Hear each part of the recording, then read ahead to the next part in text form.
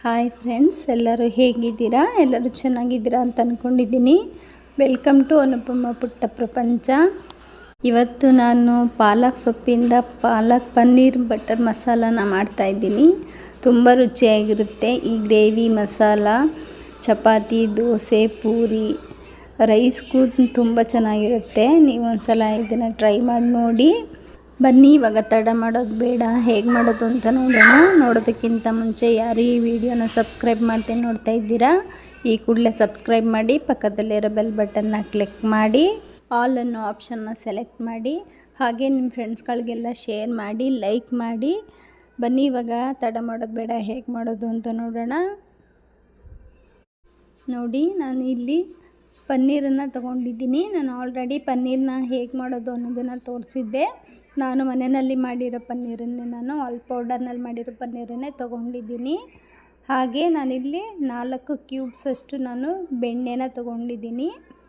Optional, ನೀವು ಬೇಕಿದ್ದರೆ ಎಣ್ಣೆನ ಬೇಕಿದ್ರೆ ಯೂಸ್ ಮಾಡೋದು, ತುಪ್ಪ ಬೇಕಿದ್ರೆ ಯೂಸ್ ಮಾಡ್ಬೋದು. ಹಾಗೆ ಅರ್ಧ ಕಪ್ಪಷ್ಟು ಎಣ್ಣೆ, 2 ಸ್ಪೂನಷ್ಟು ಕಸ್ತೂರಿ ಮೇಥಿ, ಹಾಗೆ ಸ್ವಲ್ಪ ಕೆನೆನ ತೊಗೊಂಡಿದ್ದೀನಿ ನಾನು. ಕೆನೆ ಅಥವಾ ಇಲ್ಲಾಂದರೆ ಫ್ರೆಶ್ ಕ್ರೀಮ್ ಇದ್ದರೆ ಯೂಸ್ ಮಾಡ್ಬೋದು. ನನ್ನ ಹತ್ರ ಫ್ರೆಶ್ ಕ್ರೀಮ್ ಇರಲಿಲ್ಲ, ಅದಕ್ಕೆ ಕೆನೆನ ತೊಗೊಂಡಿದ್ದೀನಿ. ಹಾಗೆ ಅರ್ಧ ಟೀ ಸ್ಪೂನ್ ಜೀರಿಗೆ, ಅರ್ಧ ಟೀ ಸ್ಪೂನ್ ಸಾಸಿವೆ, 1 ಸ್ಪೂನ್ನಷ್ಟು ಗರಂ ಮಸಾಲ ಪೌಡರು, ಹಾಗೆ ಒಗ್ಗರಣೆಗೆ ಕರಿಬೇವು, ಹಾಗೆ 1 ಒಣಮೆಣಸಿನ್ಕಾಯಿ, 1 ಬೆಳ್ಳುಳ್ಳಿನ ಜಜ್ಜಿ ಇಟ್ಕೊಂಡಿದ್ದೀನಿ. ಹಾಗೆ 1 ಸ್ಪೂನಷ್ಟು ರೆಡ್ ಚಿಲ್ಲಿ ಪೌಡರು, ಹಾಗೆ ರುಚಿಗೆ ತಕ್ಕಷ್ಟು ಉಪ್ಪು, 1 ಸ್ಪೂನಷ್ಟು ಧನಿಯಾ ಪೌಡರು, ಹಾಗೆ ಈರುಳ್ಳಿನ ನಾನಿಲ್ಲಿ ಸಣ್ಣದಾಗಿ ಸ್ವಲ್ಪ ಹಚ್ಚಿಟ್ಕೊಂಡಿದ್ದೀನಿ, ಸ್ವಲ್ಪ ಉದ್ದದಾಗಿ ಸ್ವಲ್ಪ ಹಚ್ಚಿಟ್ಕೊಂಡಿದ್ದೀನಿ.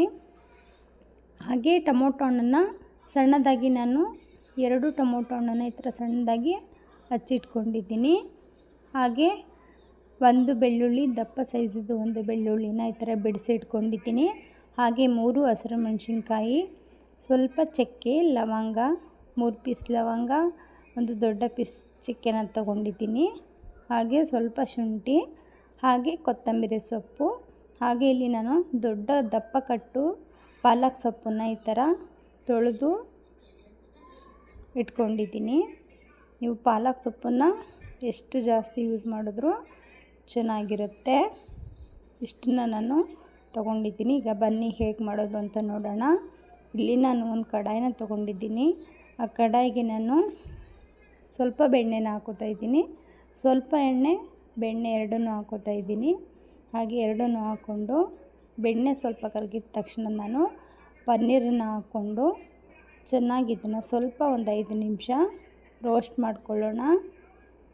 ಸ್ವಲ್ಪ ಕಲರ್ ಚೇಂಜ್ ಆಗೋವರೆಗೂ ಫ್ರೈ ಮಾಡ್ಕೊಳ್ಳಿ ಪನ್ನೀರನ್ನು. ಈಗ ಇದಕ್ಕೆ ನಾನು ಸ್ವಲ್ಪ ಚಿಲ್ಲಿ ಪೌಡರ್ನ ಹಾಕೋತಾ ಇದ್ದೀನಿ. ಸ್ವಲ್ಪ ಹಾಕ್ಕೊಂಡು ಇದನ್ನು ಸ್ವಲ್ಪ ಮಿಕ್ಸ್ ಮಾಡ್ಕೊಳ್ಳಿ. ಈ ಥರ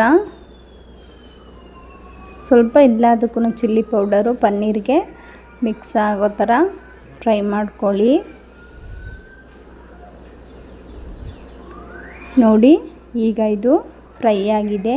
ಇಷ್ಟು ಫ್ರೈ ಆದರೆ ಸಾಕಾಗುತ್ತೆ. ಈಗ ಇದನ್ನು ನಾನು ಒಂದು ಪ್ಲೇಟಿಗೆ ಎತ್ತಿಡ್ಕೊತೀನಿ. ಈ ಥರ ಎಲ್ಲ ಪನ್ನೀರನ್ನು ಎತ್ತಿಟ್ಕೊಂಡು ಅದೇ ಕಡಾಯಿಗೆ ನಾನು ಪುನಃ ಎಣ್ಣೆನ ಹಾಕೋತಾ ಇದ್ದೀನಿ. ನೋಡಿ, ಸ್ವಲ್ಪ ಎಣ್ಣೆನ ಹಾಕ್ಕೊಳ್ಳಿ. ಈ ಥರ ಎಣ್ಣೆನ ಹಾಕ್ಕೊಂಡು ಎಣ್ಣೆ ಕಾದ ನಂತರ ಜೀರಿಗೆನ ಹಾಕೋತಾ ಇದ್ದೀನಿ. ಸ್ವಲ್ಪ ಜೀರಿಗೆನ ಹಾಕ್ಕೊಂಡು ಹಾಗೆ ಬೆಳ್ಳುಳ್ಳಿನ ಹಾಕ್ಕೊಳ್ಳಿ. ಬೆಳ್ಳುಳ್ಳಿ, ಹಾಗೆ ಹಸಿರು ಮೆಣಸಿನ್ಕಾಯಿ, ಹಾಗೆ ಶುಂಠಿ, ಹಾಗೆ ಚಕ್ಕೆ ಲವಂಗನ ಹಾಕ್ಕೊಂಡು ಫ್ರೈ ಮಾಡ್ಕೊಳ್ಳಿ. ಸ್ವಲ್ಪ ನೋಡಿ, ಈ ಥರ 1-2 ಸೆಕೆಂಡು ಇದನ್ನು ಫ್ರೈ ಮಾಡಿಕೊಂಡು ಈರುಳ್ಳಿನ ಹಾಕ್ಕೊಳ್ಳಿ. ಈ ಥರ ಈರುಳ್ಳಿನ ಹಾಕ್ಕೊಂಡು ಈರುಳ್ಳಿನೂ ಅಷ್ಟೇ ಸ್ವಲ್ಪ ಫ್ರೈ ಮಾಡ್ಕೊಳ್ಳಿ. ತುಂಬ ಸಾಫ್ಟ್ ಆಗೋವರೆಗೂ ಫ್ರೈ ಮಾಡ್ಕೊಳ್ಳೋ ಅವಶ್ಯಕತೆ ಇಲ್ಲ, ಸ್ವಲ್ಪ ಫ್ರೈ ಮಾಡಿಕೊಂಡ್ರೆ ಸಾಕಾಗುತ್ತೆ. ಈಗ ನಾನು ಟೊಮೊಟೊ ಹಣ್ಣನ್ನು ಹಾಕೋತಾ ಇದ್ದೀನಿ. ಈ ಥರ ನೀವು ದಪ್ಪದಾಗಿ ಸ್ವಲ್ಪ ಬೇಕಿದ್ದರೂ ಹಚ್ಕೋಬೋದು. ನಾನು ಸಣ್ಣದಾಗಿ ಹಚ್ಕೊಂಡಿದ್ದೀನಿ, ಬೇಗ ಸಾಫ್ಟ್ ಆಗುತ್ತೆ ಅಂತ. ಈ ಥರ ಟೊಮೊಟೊ ಹಣ್ಣನ್ನು ಹಾಕ್ಕೊಂಡು ನೀಟಾಗಿ ಫ್ರೈ ಮಾಡ್ಕೊಳ್ಳಿ. ಟೊಮೊಟೊ ಸ್ವಲ್ಪ ಸಾಫ್ಟ್ ಆದ ನಂತರ ಕೊತ್ತಂಬರಿ ಸೊಪ್ಪನ್ನ ಹಾಕ್ಕೊಳ್ಳಿ. ಈ ಥರ ಲಾಸ್ಟಲ್ಲಿ ಕೊತ್ತಂಬರಿ ಸೊಪ್ಪನ್ನ ಹಾಕ್ಕೊಂಡು 1-2-3 ಸೆಕೆಂಡು ಈ ಥರ ಸ್ವಲ್ಪ ಸಾಫ್ಟ್ ಆಗೋವರೆಗೂ ಫ್ರೈ ಮಾಡಿಕೊಂಡ್ರೆ ಸಾಕಾಗುತ್ತೆ. ನೋಡಿ, ಇಷ್ಟು ಫ್ರೈ ಆದರೆ ಸಾಕು. ಈಗ ನಾನು ಫ್ಲೇಮ್ನ ಆಫ್ ಮಾಡಿಬಿಟ್ಟು ಇದನ್ನು ನಾನು ಒಂದು ಪ್ಲೇಟಿಗೆ ಎತ್ಕೋತೀನಿ. ಇದು ಸ್ವಲ್ಪ ತಣ್ಣಗಾದ ನಂತರ ನಾವು ಇದನ್ನು ರುಬ್ಕೋಬೇಕಾಗುತ್ತೆ. ಒಂದು ಪ್ಲೇಟ್ಗೆ ಎತ್ಕೊಳ್ಳಿ. ಈ ಥರ ಎಲ್ಲನೂ ನಾನು ಪ್ಲೇಟಿಗೆ ಎತ್ತಿಟ್ಕೊಂಡು ಅದೇ ಕಡಾಯಿಗೆ ಸ್ವಲ್ಪ ನೀರನ್ನು ಹಾಕೋತೀನಿ. ಈ ಥರ ನೀರನ್ನು ಹಾಕ್ಕೊಂಡು ನಾವು ಪಾಲಕ್ ಸೊಪ್ಪನ್ನ ಹಾಕ್ಕೋಬೇಕು. ಪಾಲಕ್ ಸೊಪ್ಪನ್ನ ನಾವು ಒಂದು 10 ನಿಮಿಷನಾದರೂ ಚೆನ್ನಾಗಿ ಬೇಯಿಸ್ಕೋಬೇಕಾಗುತ್ತೆ. ಈ ಥರ ಎಲ್ಲ ಸೊಪ್ಪನ್ನು ಹಾಕ್ಕೊಂಡು ನೀಟಾಗಿ ಒಂದು 10 ನಿಮಿಷ ಬೇಯಿಸ್ಕೊಳ್ಳಿ. ನೋಡಿ, ಈ ಥರ ಎಲ್ಲ ನೀಟಾಗಿ ಮಿಕ್ಸ್ ಮಾಡಿಕೊಂಡು ಬೇಯಿಸ್ಕೊಳ್ಳಿ. ಆದಷ್ಟು ಸ್ವಲ್ಪ ನೀರನ್ನು ಹಾಕ್ಕೊಳ್ಳಿ, ತುಂಬ ಜಾಸ್ತಿ ಹಾಕ್ಕೋಬೇಡಿ. ನೋಡಿ, ಈಗ ಪಾಲಕ್ ಸೊಪ್ಪೆಲ್ಲ ಚೆನ್ನಾಗಿ ಬೆಂದಿದೆ.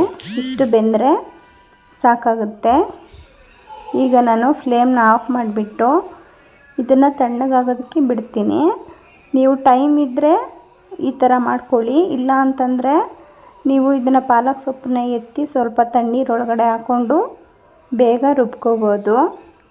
ನಾನು ಹಾಗೆಯೇ ತಣ್ಣಗಾಗೋದಕ್ಕೆ ಫ್ಲೇಮ್ನ ಆಫ್ ಮಾಡಿಬಿಟ್ಟು ಬಿಟ್ಟಿದ್ದೀನಿ. ಈಗ ನಾನು ಫಸ್ಟೇ ಟೊಮೊಟೊ ಈರುಳ್ಳಿ ಎಲ್ಲ ಫ್ರೈ ಮಾಡ್ಕೊಂಡಿದ್ವಲ್ಲ, ಈಗ ಅದು ತಣ್ಣಗಾಗಿದೆ. ಈಗ ಇದನ್ನು ನಾನು ಒಂದು ಮಿಕ್ಸರ್ ಜಾರ್ಗೆ ಹಾಕೋತಾ ಇದ್ದೀನಿ. ಪಾಲಕ್ ಸೊಪ್ಪನ್ನು ನಾನು ತಣ್ಣಗಾಗೋದಕ್ಕೆ ಬಿಟ್ಟಿದ್ದೆ. ಈಗ ಅದನ್ನು ತಣ್ಣಗಾಗಿದೆ. ಈಗ ಆ ಪಾಲಕ್ ಸೊಪ್ಪನ್ನು ನಾನು ಹಾಕೋತಾ ಇದ್ದೀನಿ.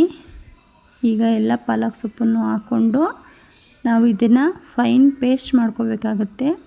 ಆದಷ್ಟು ನೀವು ನುಣ್ಣಗೆ ರುಬ್ಕೊಳ್ಳಿ. ನೋಡಿ, ಈ ಥರ ಹಾಕ್ಕೊಂಡು ನಾನು ಪಾಲಕ್ ಸೊಪ್ಪನ್ನು ಕುದಿಸ್ಕೊಂಡಿದ್ನಲ್ಲ ಅದೇ ನೀರನ್ನು ನಾನು ಹಾಕ್ಕೋತಾ ಇದ್ದೀನಿ. ಬೇರೆ ನೀರನ್ನು ನಾನು ಹಾಕ್ಕೋತಾ ಇಲ್ಲ. ಅದೇ ನೀರನ್ನು ಹಾಕ್ಕೊಂಡು ನಾನು ಇದನ್ನು ಆದಷ್ಟು ನುಣ್ಣಗೆ ರುಬ್ಕೊಂಡು ಬರ್ತೀನಿ. ನೋಡಿ, ಇಷ್ಟು ನುಣ್ಣಗೆ ರುಬ್ಕೋಬೇಕು. ಈಗ ಇದು ಆಗಿದೆ. ಈಗ ನಾನು ಅದೇ ಕಡಾಯಿಗೆ ಇನ್ನೂ 2 ಕ್ಯೂಬ್ಸ್ ಬೆಣ್ಣೆ ಇತ್ತಲ್ಲ, ಆ ಬೆಣ್ಣೆನ ಹಾಕ್ಕೋತಾ ಇದ್ದೀನಿ. ಹಾಗೆ ಸ್ವಲ್ಪ ಎಣ್ಣೆನ ಹಾಕ್ಕೋತಾ ಇದ್ದೀನಿ.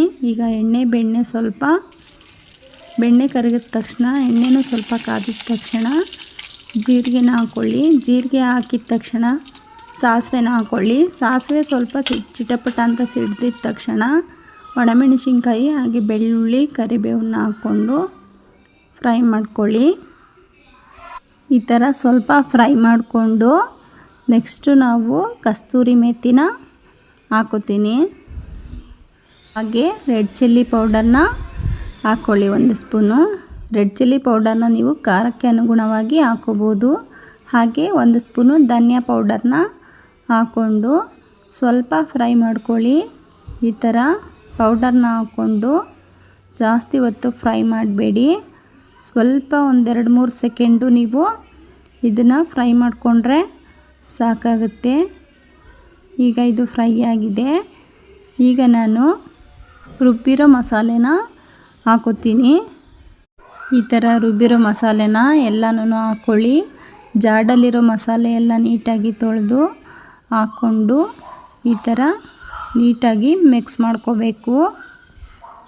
ನೋಡಿ, ಈ ಥರ ಮಿಕ್ಸ್ ಮಾಡಿಕೊಂಡು ನಾವು ಇದನ್ನು ಮೀಡಿಯಮ್ ಫ್ಲೇಮಲ್ಲಿ 10 ನಿಮಿಷ ಕುದಿಸ್ಕೋಬೇಕಾಗುತ್ತೆ.